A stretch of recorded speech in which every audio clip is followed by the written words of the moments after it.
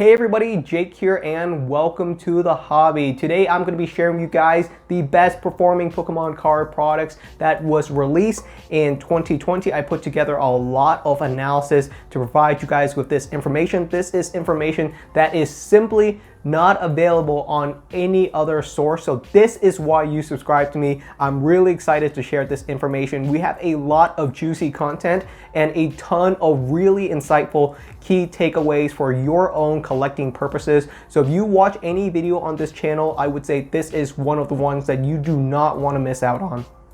Before we get started, I would like to say that I've noticed that a lot of other YouTubers are currently doing patrons, membership program, and putting their contents behind a paywall, making you pay so that you can listen to them talk about their own analysis.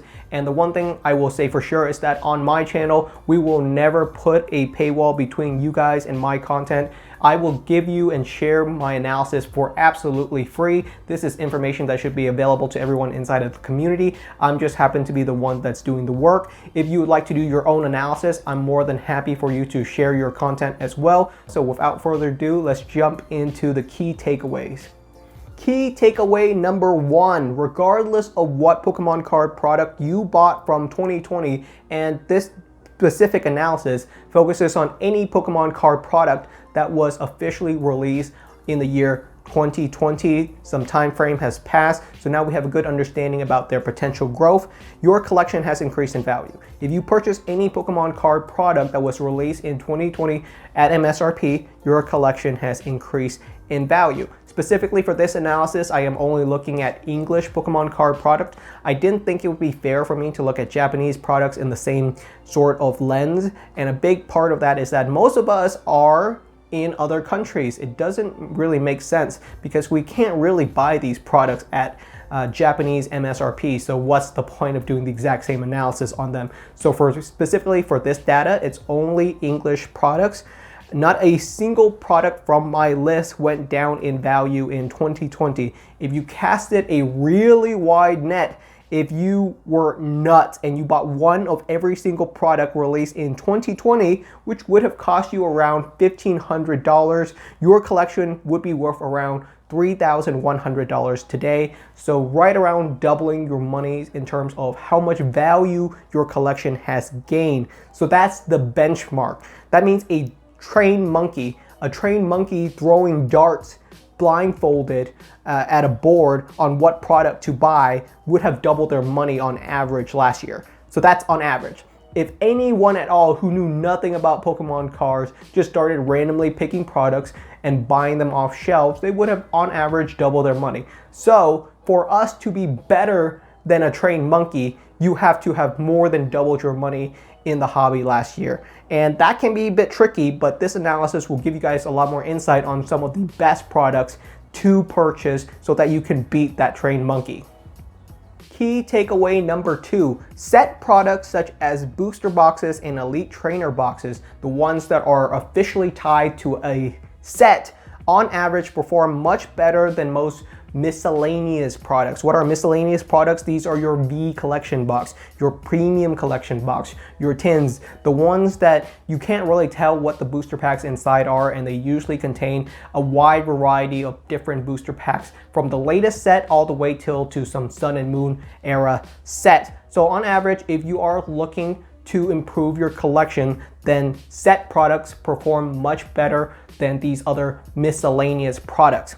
Key takeaway number three, elite trainer boxes consistently perform better than booster boxes. Consistently. According to my analysis, the worst ETB from 2020 still perform better than the best booster box from 2020, and that's a huge difference. The average gain for a booster box was right around 75%, so you almost double your money if you bought only booster boxes, whereas if you bought elite trainer boxes at MSRP, then your average return on investment was around 160%, so you definitely doubled your money if you only bought elite trainer boxes. And there is some nuances to this. I'm not saying booster boxes are a worse collectible. That is not what I'm saying. The context of it is that booster boxes are much more consistent and much more safe when it comes to a long-term investment standpoint. So with that safety comes less risk, but with less risk come less reward. So if you want something that's a bit more risky, Elite Trainer boxes tend to be a little bit more risky. You do get that upside of higher rewards at higher risk. If you want something consistent,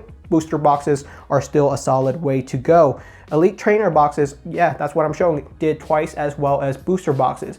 I've done a much larger analysis looking back over the last 5 years in terms of market trends, and I will have a link down in the description to that video. But in the same case, same thing occurred. Elite Trainer boxes outperformed booster boxes even after a 5-year span. 2020 was a really recent time period, so this analysis is going to shift a little bit with additional data, with more time going through a lot of these collectibles. I mean, most of these collectibles have only had like 6 months to grow, so it's not a long-term analysis, but it is interesting to note that so far, Elite Trainer boxes consistently outperform booster boxes.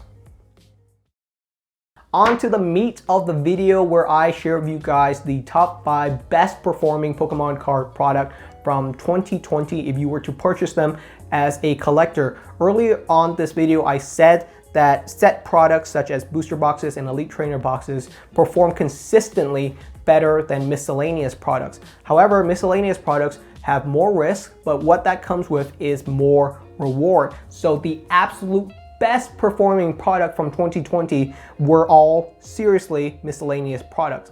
Pretty interesting. Let's go over the list. In the 5th place spot for the best performing product, we have the Small But Mighty collection. This product is a variety set. There are a lot of different booster packs from all kinds of different sets inside of this product. The initial cost of this product was $40. I think it was a Target exclusive for Black Friday, although it was available in other places after that. It's currently valued at around $120, which brings the return on investment for this product at 200%, significantly better than the average. Next up, we have another variety product, and that is the Jirachi GX Premium Collection, a really fantastic product. This product was released as a Walmart exclusive on Black Friday in 2020. It originally retailed for $20. It contains 10 booster packs. So if you bought this product on Black Friday, I think you got a fantastic deal. Some people on the Pokemon subreddit were saying that this was not a very good product. I strongly disagree. It's a fantastic product. At $20 for 10 booster packs, that's $2 per booster pack. Even if those were the worst booster packs imaginable, it's still a fantastic deal. And you were getting some cool packs inside of these, including things like Ultra Prism, XY Evolutions. So it originally cost $20. It's currently valued at $65, which brings its return on investment to around 225%. In 3rd place, we have a Vivid Voltage product, the only real set product released in 2020 to be on this list, and it's a very niche one. It is the Vivid Voltage Build and Battle Box, also known as the pre-release box. This box originally cost $20 and is currently valued right around $75 for a return on investment of 270%, which is really, really strong. And this is a very unique product. It came with a lot of cool cards that people wanted. It came with an exclusive Charizard holographic card in 1 of 4 box, with the only kind of artwork being available inside of this box. Same, it also had a Lugia inside of this box, a very exclusive artwork only available inside of this box. So there's a lot of reasons why this specific set product is on the list. Next up, we have another kind of unique product because, I mean, did this set really release in 2020? Yes, it did. We have XY Evolutions, the Kanto Power Collection. XY Evolution, which has been doing middling well for the last 4 years, had a complete uproar near the tail end of 2020. The Kanto Power Collection was costing around $40 MSRP. It's currently valued at around $160 on the secondary market, which brings its return on investment to around 300%. It's a little bit tricky. You can look at the argument that, you know, XY Evolution is actually kind of like an older set. It's been around for like 5 years. It's got some more time to value gain. This product came at the tail end of XY Evolution's print run. There's a bunch of reasons you can say about it, but it is an official product that was released in 2020 and it did really well. The best performing product from 2020 as far as I could tell, and maybe I missed a product somewhere out there, but this is the only one that appeared this high on the list, and that is the Sword and Shield figure collection, coming in at a whopping 400% return on investment. It originally cost $20. It is currently valued at $100, making it the best performing Pokemon card product from 2020. And we can go into some of the reasons why. There's a lot of reasons. It was one of the first products released in 2020, so it had a lot more time to appreciate in value compared to some of the other products on this list, which were released towards the tail end of 2020, so they haven't had as much time to appreciate in value. However, overall, I would say the 2020 figure collection is a really extraordinary product. It has a lot of cool stuff inside of it. A very cool Pikachu promo card, and you guys know I'm a huge fan of Pikachu promos. A really fantastic card inside of it. A really cool figure, and at $20, there's just a lot of value here. If you purchase one of these at MSRP, you did fantastically well.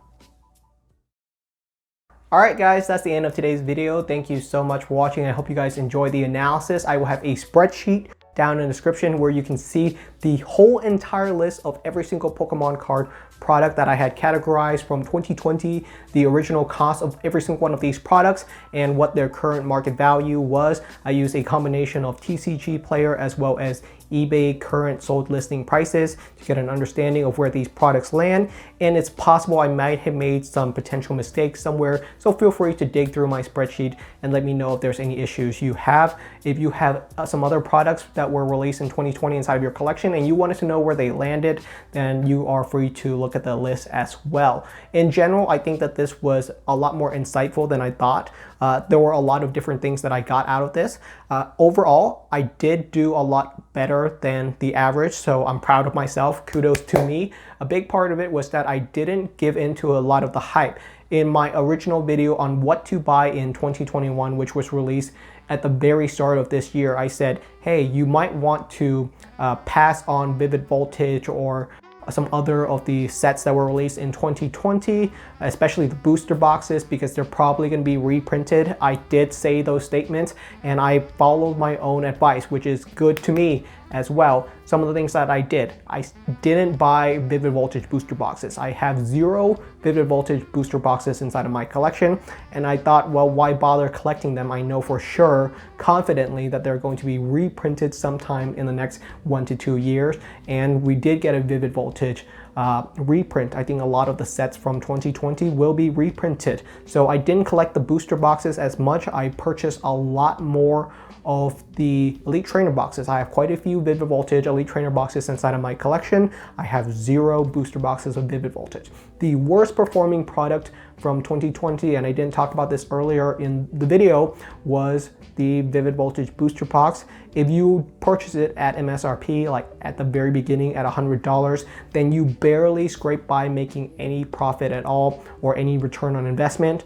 In reality, you probably lost money if you bought a Vivid Voltage booster box, and that's okay. Long term, I think Vivid Voltage is still a fantastic set, but I knew it's going to be reprinted, so what's the point in buying that product? Don't say I didn't tell you so. I definitely knew that Vivid Voltage would be reprinted. A lot of the other sets are still going to be reprinted. Darkness Ablaze booster box is performing really well right now, and I think Darkness Ablaze is another set that will probably be reprinted.